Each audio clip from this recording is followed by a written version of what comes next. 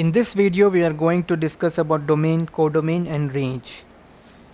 Domain is nothing but the input, as we have discussed already, and codomain is nothing but the output, and range we are going to see what it is.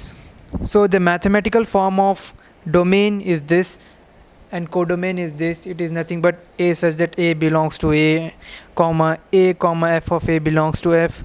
It is just the mathematical way. We don't need to worry about that. It just states this: A belongs to A, set A, and B belongs to set B, as we can see down here. These are the two basic examples of the function as we have discussed in the previous video. Here is a set A and here is a set B. It is connected by relation F. We are going to represent it like this: 1, 2, 3. It has elements.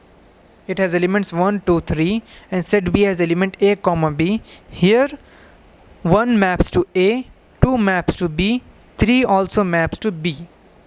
So here we can see that each element in A has unique image in B. So it is a function. It is a defined functions. We are also going to see the examples in which the function is not defined. So first we will say that here the domain is A and the codomain is B, and the range is also B in this case. To better understand the range, I have given another example. You can see that it is same. Here it is input, here is it output, but as you can see, 1 maps to B and 2 maps to A, but here the C is left out. So here the concept of range comes into the play. So basically the range is A comma B, not the entire set B. The entire set B is called codomain and the range is called A comma B. It is actually the collection of functional outputs of A. As you can see, the range is always the subset of codomain. It is very important point, we have to note it here. These are the examples of some not defined functions. Here A has 2 different images, so it does not define it is not a defined function, and here A does not map to anything, so it is not also a function. So next we are going to see the continuous function. What makes a function continuous?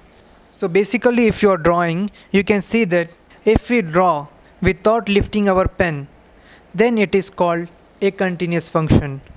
And the range here, the minimum and maximum value of the function is called the range of a continuous function. In this example, the minimum value of the function is here and the maximum value of the function is this. So the range of the function is, if we are given this point some A, B, C and D, the range of this function is simply A comma B.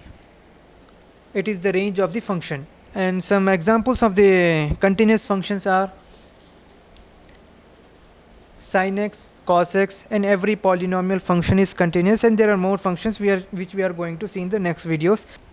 Here is a simple question to better understand the concept of range and domain, codomain. So here the domain is what all values this function can take. Here the domain is all real numbers minus the element 0, because if we put element 0 here, the output is gonna be not defined, or basically it will be infinity, but in this level it is not defined. We will assume it as not defined. And as far as the range is concerned, I want you to comment what is the range of this function, what are the values we are going to get if we put these values from minus infinity to plus infinity in this function, except 0. What is the range? Is it R or something else? So I want you to try the range and reply it in the comment section. Thank you.